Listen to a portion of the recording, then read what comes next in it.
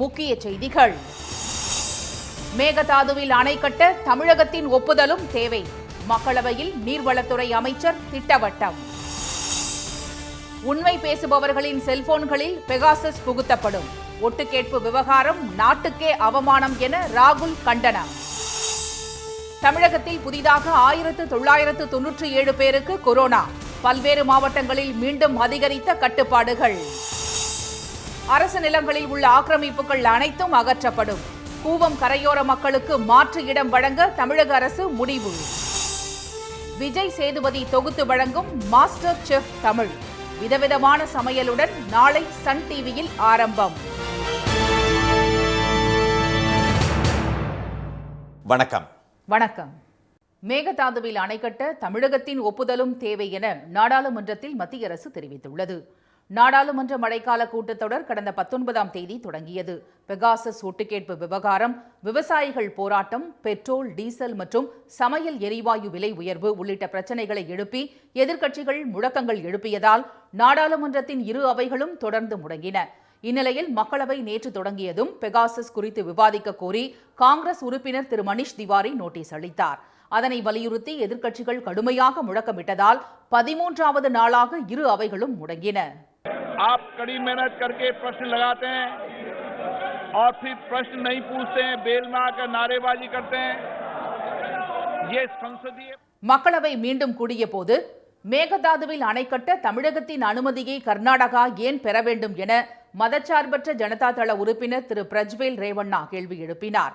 இதற்கு பதிலளித்த மத்திய நீர்வளத்துறை அமைச்சர் திரு கஜேந்திர சிங் ஷெகாவத், மாநிலங்களுக்கு இடையே ஓடும் ஆறுகளில் அணை கட்ட பல்வேறு நிபந்தனைகள் உள்ளதாக கூறினார். ஆறுகள் பாயும் கடைநிலை மாநிலங்களின் ஒப்புதல் தேவை என்றும் அவர் தெரிவித்தார். मेकादातु बांध के निर्माण की जब पीएफआर कर्नाटका स्टेट ने सबमिट की थी और उसके अनुक्रम में जब डीपीआर बनाने की परमिशन दी गई थी, वो कंडीशनल परमिशन थी और उस परमिशन में लिखा गया था कि क्योंकि ये इंटरस्टेट बेसिन की नदी पर बनाया जाना है, interstate river water dispute act के अनुरूप सारी लोअर राइपेरियन स्टेट और स्टेक होल्डर स्टेट की अनुमति उसमें होना आवश्यक है. இதற்கிடையே வரி சீர்திருத்த சட்டம் மக்களவையில் நிறைவேறியது. ஆனால் பெகாசஸ் ஒட்டுக்கேட்பு விவகாரம் தொடர்பாக 3 முறை ஒத்திவைக்கப்பட்ட மக்களவை பின்னர் நாளை வரை ஒத்திவைக்கப்பட்டது. அமளி காரணமாக மக்களவை காலை முதல் மாலை வரை 3 முறை ஒத்திவைக்கப்பட்டு பிறகு நாளை வரை ஒத்திவைக்கப்பட்டது. இதேபோல் மாநிலங்களவையும் 4 முறை ஒத்திவைக்கப்பட்டது.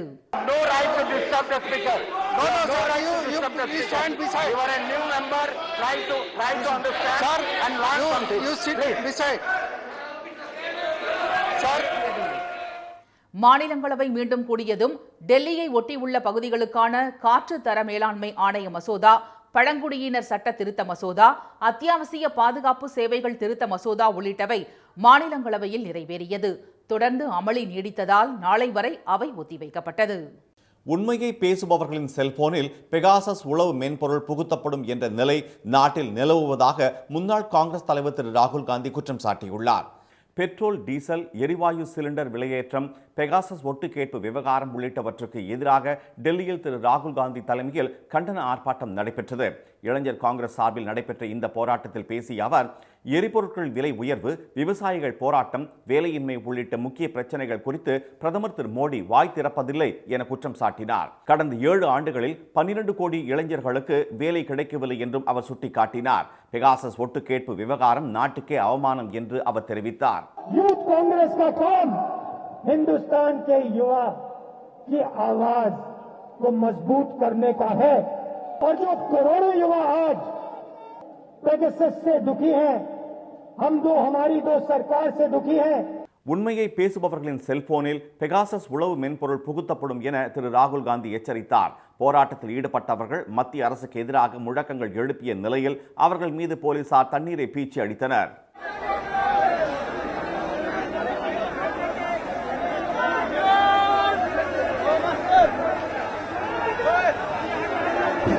எரிபொருட்கள் விலையேற்றம், பெகாசஸ் ஒட்டுக்கேட்பு விவகாரம் உள்ளிட்ட முக்கிய பிரச்சனைகளில் தீர்வு கிடைக்கும் வரை போராட்டம் தொடரும் என காங்கிரசார் தெரிவித்தனர்.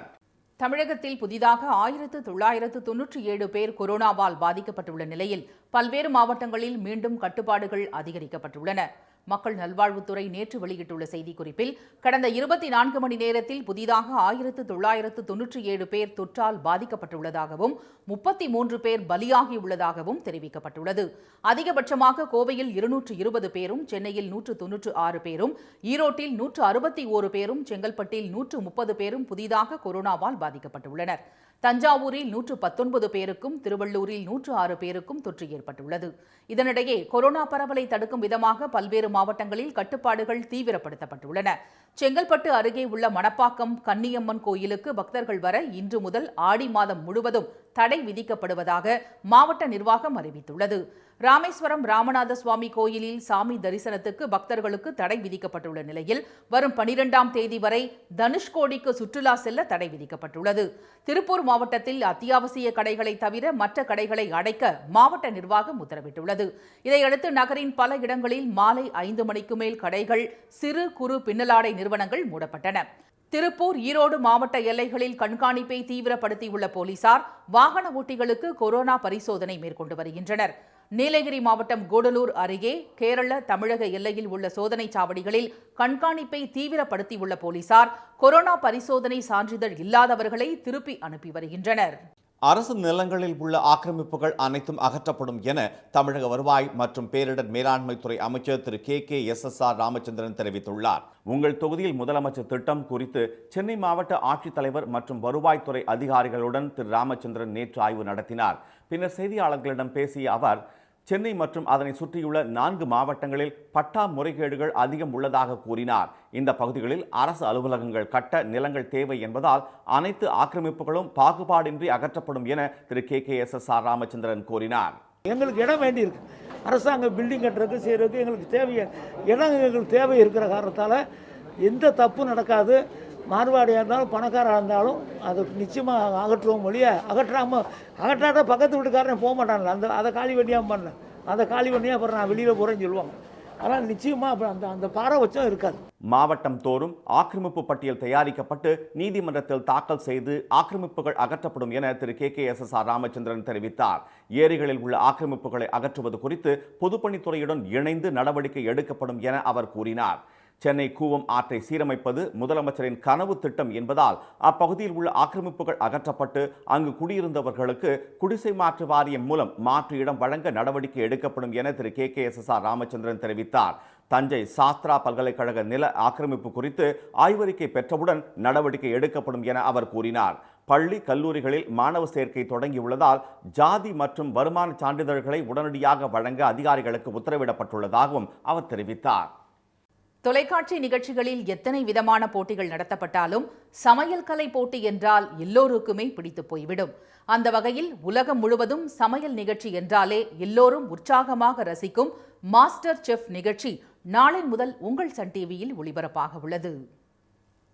விதவிதமான மண்மணக்கும் சமையல், வித்தியாசமான கலகலப்பான போட்டியாளர்கள், உலகின் பிரபல சமையல் கலை நிகழ்ச்சியான மாஸ்டர் செஃப் தமிழ் நாளை முதல் சன் டிவியில் ஒளிபரப்பாகிறது. பிரம்மாண்டமாக உருவாக்கப்பட்டுள்ள இந்நிகழ்ச்சியை நடிகர் விஜய் சேதுபதி வித்தியாசமான முறையில் தொகுத்து வழங்குகிறார். வாரந்தோறும் சனி மற்றும் ஞாயிற்றுக்கிழமைகளில் இரவு 9:30 மணிக்கு ஒளிபரப்பாகும் இந்நிகழ்ச்சி ரசிகர்களிடையே பெரும் எதிர்பார்ப்பை ஏற்படுத்தியுள்ளது. 30 வருடங்களுக்கும் மேலாக 45க்கும் அதிகமான நாடுகளில் உலக அளவில் புகழ்பெற்ற சமையல் கலையின் பிரம்மாண்ட ரியாலிட்டி நிகழ்ச்சி. பிரபல சமையல் கலை நிபுணர்கள் ஆர்த்தி சம்பத், ஹரிஷ் ராவ் மற்றும் கௌசிக் நடுவர்களாக பங்கேற்கும் இந்த சர்வதேச புகழ்பெற்ற சமையல் கலை நிகழ்ச்சியில் பல சுற்று ஆடிஷன்களுக்கு பிறகு போட்டியாளர்கள் தேர்வு செய்யப்பட்டுள்ளனர். பாரம்பரியம் போற்றும் நமது சமையலை தங்கள் கற்பனையை சேர்த்து ருசிகரமாக வெளிப்படுத்தும் போட்டியாளர்களில் ஒருவர் டைட்டில் வின்னராக ஜொலிக்க உள்ளார். நாளை முதல் ஒளிபரப்பாகும் மாஸ்டர் செஃப் தமிழ் நிகழ்ச்சியை நடிகர் விஜய் சேதுபதி கலகலப்பாக நடத்தவிருக்கும் நிலையில் தெலுங்கில் நடிகை தம்மன்னா தொகுத்து வழங்குகிறார்.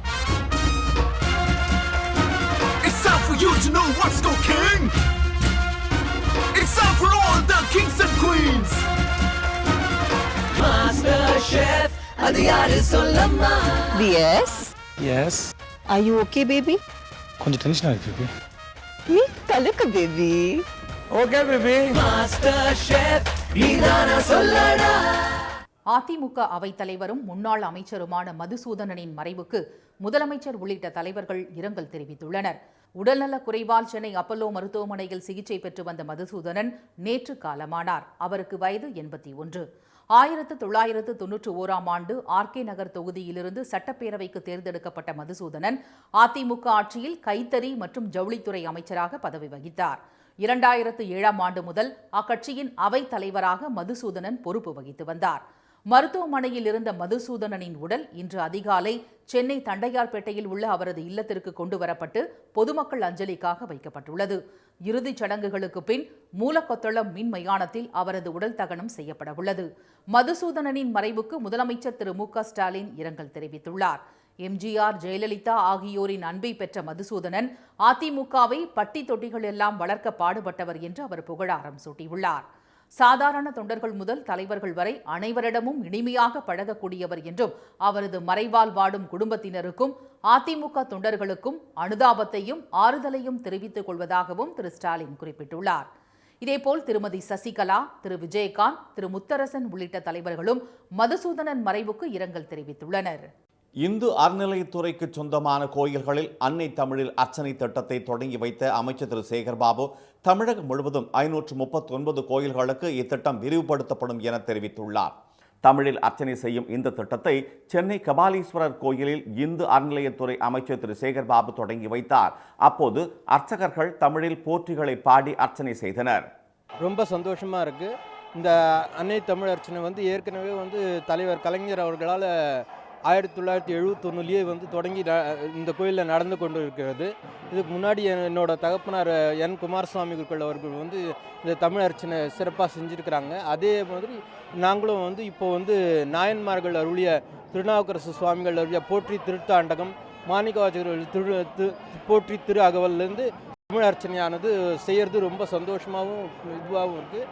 பின்னர் செய்தியாளர்களிடம் பேசிய அமைச்சர் திரு சேகர்பாபு அன்னை தமிழில் அர்ச்சனை திட்டம் முதற்கட்டமாக 47 கோயில்களில் செயல்படுத்தப்படும் என்றும் விரைவில் தமிழகம் முழுவதும் 539 கோயில்களுக்கு விரிவுபடுத்தப்படும் என்றும் கூறினார். கோயில்களில் குடமுழுக்கு தமிழில் நடத்தப்படுவது தொடர்பாக அப்பகுதி மக்களின் கருத்துக்களை கேட்டு பெரும்பான்மை கருத்துக்களின் அடிப்படையில் முடிவு செய்யப்படும் என்று அவர் தெரிவித்தார். முதல் கட்டமாக 47 திருக்கோயில்களில் முதுநிலை கோயில்கள் என்று இந்து சமய அறநிலையத்துறையினால் அடையாளம் காட்டப்பட்டுள்ள கோயில்களில் இந்த பதாகைகள் இடம்பெறும். அந்த கோயில்களில் தமிழில் அர்ச்சனை செய்வதற்கு அர்ச்சகர்கள் இருக்கிறார்கள். அவருடைய பெயர்கள் அந்த பதாகையிலே இடம்பெறும். தொடர்ந்து 539க்கு அதை கடத்தி செல்லப் போகிறோம்.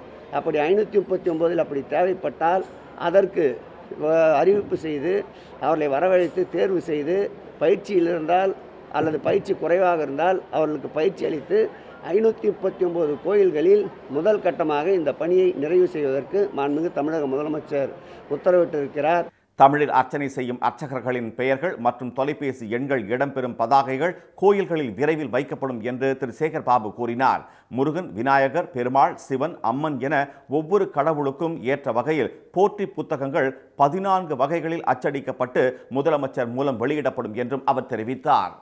கீழடியில் அகழாய்வு பணிகளின் போது குத்துவாள், முதுமக்கள் தாழிகள் கண்டெடுக்கப்பட்டுள்ளதால் பண்டைய தமிழர்கள் வாழ்ந்ததற்கான சான்று உறுதி செய்யப்பட்டுள்ளது. கீழடி, அகரம், கொந்தகை, மணலூர் ஆகிய 4 இடங்களில் தமிழக தொல்லியல் துறை சார்பில் 7ஆம் கட்ட அகழ்வாராய்ச்சி பணிகள் நடைபெற்று வருகின்றன. கீழடியில் 7 குழிகளும், அகரத்தில் 8 குழிகளும், கொந்தகையில் 4 குழிகளும், மணலூரில் 3 குழிகளும் தோண்டப்பட்டு நடைபெற்று வரும் பணிகளில் ஏராளமானோர் ஈடுபட்டுள்ளனர். இதில் கொந்தகை தளத்தில் 4 குழிகள் தோண்டப்பட்டு 25 முதுமக்கள் தாழிகள் கண்டெடுக்கப்பட்டுள்ளன. இதில் 11 தாழிகள் திறக்கப்பட்டு அதில் உள்ள மண்டை ஓடுகள், எலும்புகள், சுடுமண் கிண்ணங்கள் வெளியே எடுக்கப்பட்டுள்ளன. இந்நிலையில் தற்போதைய பணியின் போது 46 சென்டிமீட்டர் நீளமுள்ள குத்துவாள் கண்டெடுக்கப்பட்டுள்ளது. அதேபோல் 1 அடி உயரம் கொண்ட 3 தாழிகளும் கண்டெடுக்கப்பட்டுள்ளன. இறந்தவர்களின் உடல்களுடன் அவர்கள் பயன்படுத்திய ஆயுதங்களும் புதைக்கப்பட்டிருக்கலாம் என்பதால் நீளமான குத்துவாள் கண்டெடுக்கப்பட்டுள்ளதாக கூறிய ஆராய்ச்சியாளர்கள் முதுமக்கள் தாழியில் எலும்புக்கூடுகள் உள்ளதால் அதில் உடல்களை வைத்து புதைத்திருக்கலாம் என தெரிவித்துள்ளனர். இதன் மூலம் பண்டைய தமிழர்கள் வாழ்ந்த காலத்தில் மயானம் இருந்ததற்கான சுவடுகள் கிடைத்துள்ளது என்றும் அதை மேலும் ஆய்வுக்கு உட்படுத்தினால் பல்வேறு தகவல்கள் வெளியாகும் என்றும் அவர்கள் கூறியுள்ளனர். பல்வேறு குறியீடுகளுடன் சுடுமண் மற்றும் உணவு கிண்ணங்களும் அகழ்வாய்வு பணிகளின் போது கிடைத்துள்ளன. நெல்லை மாவட்டத்தில் தனியார் பிளாட் போன்று லே அவுட்டுடன் ஏழைகளுக்கு தமிழக அரசின் இலவச வீட்டுமனை பட்டா வழங்கப்பட்டது. வீரவநல்லூரில் இலவச வீட்டுமனை பட்டா வழங்கும் நிகழ்ச்சி நேற்று நடைபெற்றது. இதில் கலந்து கொண்ட சட்டப்பேரவை தலைவரும் ராதாபுரம் தொகுதி திமுக எம்எல்ஏவுமான திரு அப்பாவு வீடு இல்லாத ஏழைகளுக்கு இலவச வீட்டுமனை பட்டாக்களை வழங்கினார். பின்னர் செய்தியாளர்களிடம் பேசிய அவர், தனியார் பிளாட் போல நிலங்கள் சீரமைக்கப்பட்டு லே அவுட் போடப்பட்டு அந்த இடத்திலேயே மக்களுக்கு இலவச பட்டாக்கள் வழங்கப்பட்டதாக கூறினார். உங்கள் தொகுதியில் முதலமைச்சர் என்ற திட்டத்தில் வீரவநல்லூர் நடைபெற்றது. அந்த திட்டத்துக்கு சாமானிய ஏழை எளிய மக்கள் வந்து எங்களுக்கு வீடு இல்லை, எங்களுக்கு பட்டா தாருங்கள் என்று கேட்டார்கள். ஆனால் இன்றைய முதல்வர் அவர்கள் பட்டாவும் கொடுத்து அதற்கு வீடு கட்டுவதற்கு நிதியும் கொடுத்திருக்கின்றார்கள். உங்கள் தொகுதியில் முதலமைச்சர் என்ற திட்டத்தின் கீழ் மாநிலம் முழுவதும் ஏழை மக்களுக்கு இலவச பட்டா வழங்கப்பட்டு வருவதாக திரு அப்பாவு தெரிவித்தார். பல்வேறு சமூகங்களைச் சேர்ந்த மக்கள் ஒரே இடத்தில் வசிக்கும் வகையில் இந்த பட்டாக்கள் வழங்கப்பட்டுள்ளதாக அவர் கூறினார். மதுரை மாவட்டம் முசிலம்பட்டி அருகே 30 அடி ஆழ கிணற்றில் குட்டியுடன் விழுந்த கரடியை மீட்க முடியாமல் வனத்துறையினர் திணறினர். மேற்கு தொடர்ச்சி மலையடிவாரத்தில் உள்ள தொட்டப்ப நாயக்கனூர் பகுதியில் முருகேசன் என்பவருக்கு சொந்தமான தோட்டம் உள்ளது. அங்குள்ள நாவல் மரத்தில் உள்ள பழங்களை உண்ண வந்த கரடி ஒன்று தனது குட்டியுடன் 30 அடி ஆழ தண்ணீரில்லா கிணற்றில் நேற்று தவறி விழுந்தது. மேலே வர முடியாமல் தத்தளித்த கரடியை மீட்கும் பணியில் தீயணைப்பு மற்றும் வனத்துறை ஊழியர்கள் ஈடுபட்டனர். நேற்று காலை தொடங்கிய முயற்சி மாலை வரை நீடித்தது. பழங்கள், தேன் ஆகியவற்றை வைத்து கூண்டுக்குள் பிடிக்கும் முயற்சியும் தோல்வியில் முடிந்தது.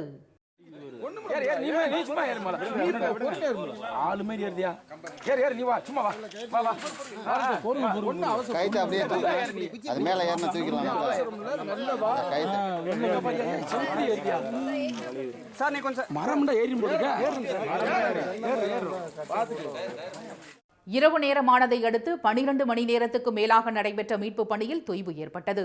கரடி தானாக மேலே வர ஏதுவாக ஏணி மற்றும் மரங்களை போட்ட வனத்துறையினர் மீட்கும் பணியை தற்காலிகமாக ஒத்திவைத்தனர். இன்று அதிகாலை மரங்கள் மீது ஏறிய கரடி அருகில் இருந்த வனப்பகுதிக்கு தப்பியோடியது. இந்திய மகளிர் ஹாக்கி அணியின் நட்சத்திர வீராங்கனையான வந்தனா கட்டாரியாவின் வீட்டு முன்பு சாதியை குறிப்பிட்டு உயர்சாதி இளைஞர்கள் விமர்சித்திருப்பது பெரும் அதிர்ச்சியை ஏற்படுத்தியுள்ளது. டோக்கியோ ஒலிம்பிக் ஹாக்கி அரையிறுதிப் போட்டியில் அர்ஜென்டினா அணியிடம் இந்திய மகளிர் அணி நேற்று தோல்வி கண்டது. அப்போது உத்தராகண்ட் மாநிலம் ஹரித்வாரில் உள்ள இந்திய அணியின் நட்சத்திர வீராங்கனையான வந்தனா கட்டாரியாவின் வீட்டுக்கு முன்பு கூடிய உயர்சாதி இளைஞர்கள் 2 பேர் சாதி ரீதியாக அவதூறு பேசியுள்ளனர். இந்திய அணியின் தோல்வியை பட்டாசு வெடித்து கொண்டாடிய அவர்கள் இந்த தோல்விக்கு அதில் இடம்பெற்றுள்ள பட்டியலினத்தவர்கள்தான் காரணம் என்றும் கடுமையாக விமர்சித்தனர்.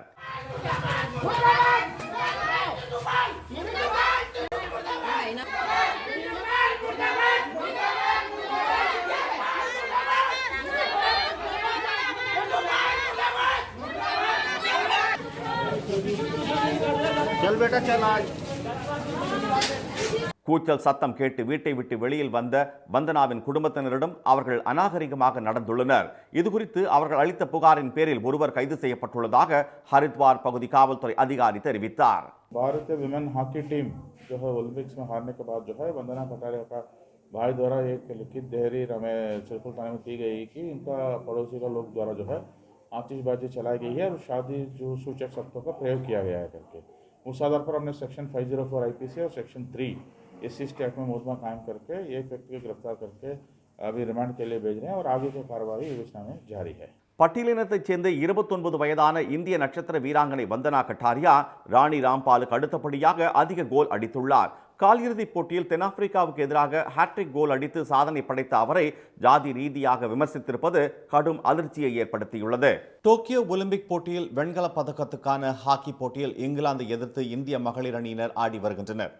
முதல் கால் பகுதியில் இரு அணிகளும் கோல் எதுவும் எடுக்காத நிலையில் இரண்டாம் கால் பகுதியில் இங்கிலாந்து அணி முதல் கோலை அடித்தது. தொடர்ந்து அதிரடியாக ஆடிய இங்கிலாந்து இரண்டாம் கோலையும் ருசித்தது. பதிலுக்கு இந்திய அணியின் குர்ஜித் 2 கோல்களை அடுத்தடுத்து அடிக்க ஆட்டம் விறுவிறுப்பானது. அடுத்த சிறிது நேரத்தில் 3வது கோல் அடிக்க இந்தியா முன்னிலை பெற்றுள்ளது. இங்கிலாந்துக்கு எதிரான முதலாவது டெஸ்ட் கிரிக்கெட் போட்டியின் 2ஆம் நாள் ஆட்டம் மழையால் பாதிக்கப்பட்டது.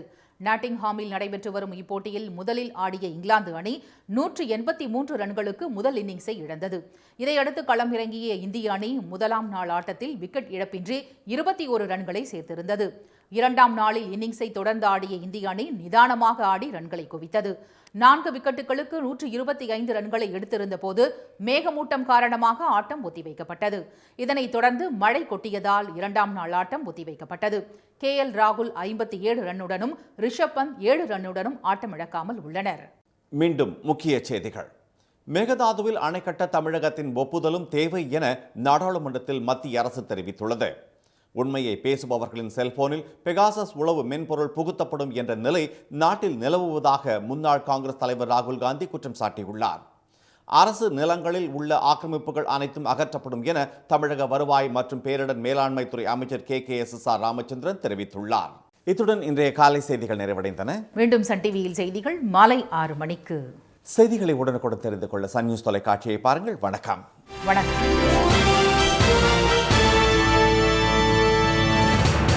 உடனுக்குடன் செய்திகளை தெரிந்து கொள்ள சன் நியூஸ் பெல் ஐகானை கிளிக் பண்ணுங்க.